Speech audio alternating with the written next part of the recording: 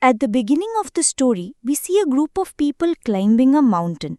But suddenly, a terrible accident occurs. They all fall off the cliff and die. The scene fades. Next, we are introduced to Alice, a beautiful young woman who lives with her boyfriend Seymour in a city apartment. Like every other day, they leave for work in the morning. On her way to the office, Alice notices a young man named Ronnie. He is handsome but appears a bit shy and reserved. Something about him stirs Alice's emotions. She feels a sudden, inexplicable attraction.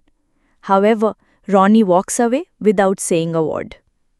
Back at the office, Alice finds it hard to focus on work. Her thoughts keep drifting back to Ronnie. After work, she secretly follows him to a bookstore and watches him from a distance. This time, Ronnie notices her. Without a word, he walks outside, opens a taxi door, and stands waiting. Without thinking, Alice gets into the taxi. Ronnie takes her to his apartment. There, the two end up becoming physically intimate.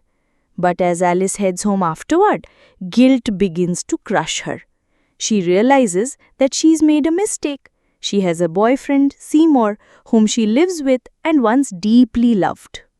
That night, Alice tries to be kind and affectionate towards Seymour, hoping to forget what happened. But deep inside, her heart still aches for Ronnie. Alice can't stop thinking about Ronnie, especially after a bike ride they shared.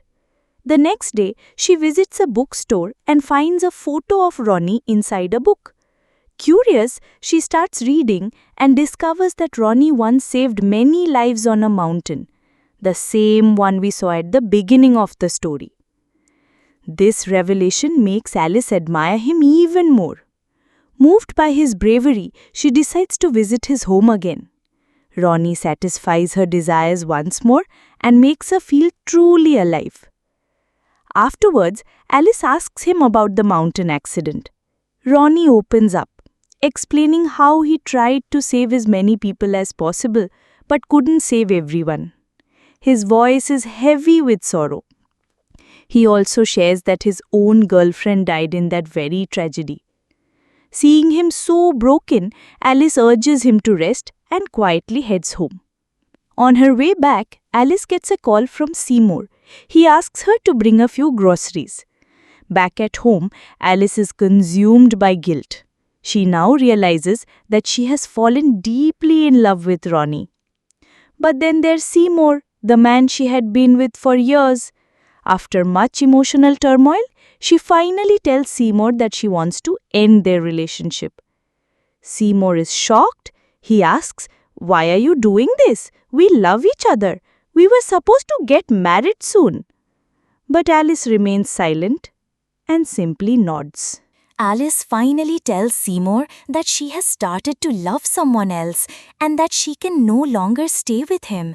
Shocked and heartbroken, Seymour argues with her fiercely.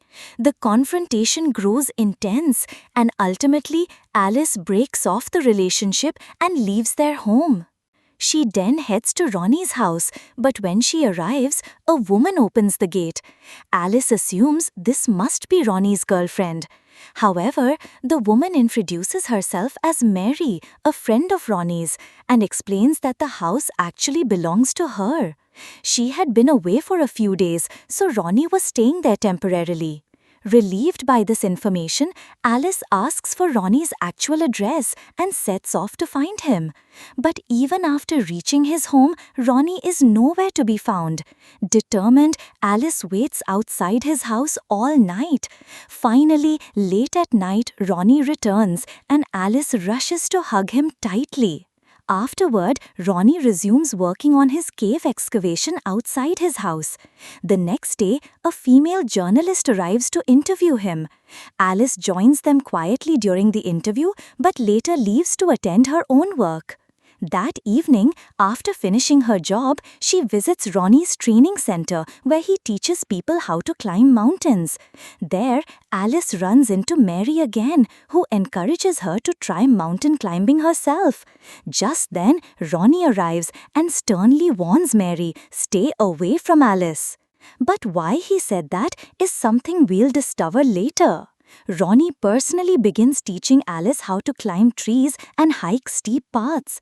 Gradually, Alice falls deeply in love with Ronnie.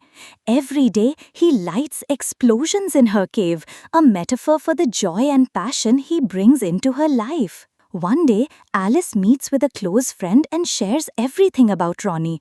But her friend warns her, "You were already in a long-term relationship with Seymour, and now you've jumped into something new with a man you barely know just for fun?" Alice brushes off the comment and instead asks how Seymour is doing now. Her friend tells her that after she left, Seymour changed completely. He now drinks heavily all day and doesn't listen to anyone. Later, Alice and her friend meet Ronnie together. On their way, a thief suddenly snatches Alice's bag and runs. Ronnie shows up at the moment, sees what's happening and chases the thief down. He catches the thief and beats him up badly.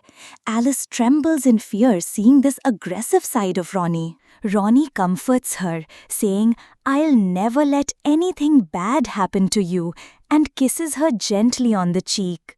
The next day, Alice and Ronnie start preparing for their wedding. At home, Alice receives a mysterious letter. When she opens it, it reads, "You're about to marry a man you don't even know." Worried, Alice shows the letter to Ronnie, but he dismisses it and says, "Forget about this. It means nothing."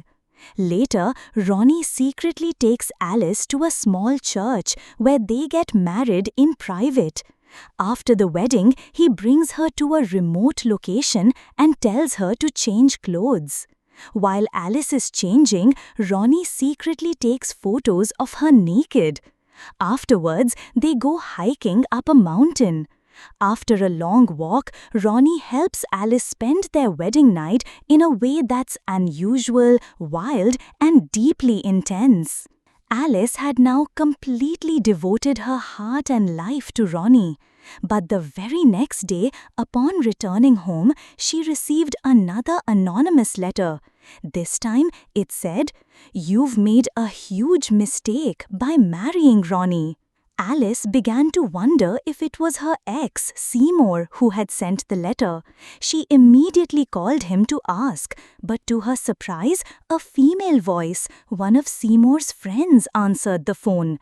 From the tone of the conversation, Alice realized that Seymour was now in a relationship with this woman, so it was unlikely that he had sent the letter. That night, Ronnie took Alice to a lavish party. While Ronnie got busy socializing with his friends, Mary unexpectedly approached Alice and gifted her a beautiful locket. Touched by the gesture, Alice felt even more fond of Mary. The next day, Alice met with a woman who had recently accused Ronnie of misconduct. The woman revealed, "A few days ago, we were at a party. Ronnie was dancing with me, but on the way back, he forcefully pulled me aside and invaded my cave. He said if I ever told anyone, he'd kill me." This disturbing confession left Alice confused and upset. Doubts about Ronnie began to grow in her mind. When she returned home, she decided to search through Ronnie's personal belongings. Inside the house, she found some old letters. As she started reading them, she discovered they were written by another of Ronnie's former girlfriends. One of the letters read, "Ronnie is a terrible man. That's why I'm leaving him forever." Just then, Ronnie returned home. Alice quickly hid the letters and acted normally so as not to raise any suspicion. The next day, Alice tracked down the home of Ronnie's ex-girlfriend. There, the girl's mother told her, "My daughter has been missing for a long time." Looking through an old photo album, Alice was shocked to find many pictures of Ronnie with the missing girl, including one taken at the very same spot where Ronnie had once secretly taken nude photos of Alice. That was the moment Alice's doubt turned into fear. She started to suspect that Ronnie may have murdered his ex-girlfriend. One day, when Alice came home, Ronnie was waiting. "Where have you been? I've been waiting for you," he asked. Alice, gathering her courage, gave him a vague excuse. Then she asked the terrifying question, "Why did you kill your ex-girlfriend?" Ronnie denied everything and tried to express his love. He claimed he was not a murderer. But Alice could no longer trust him. Fear had already taken root in her heart.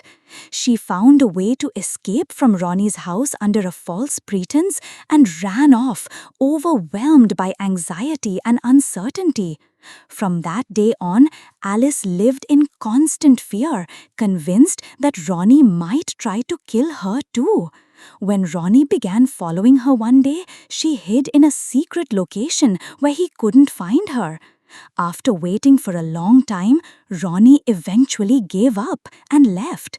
But deep in her heart, Alice was consumed by dread, afraid of what Ronnie might do next.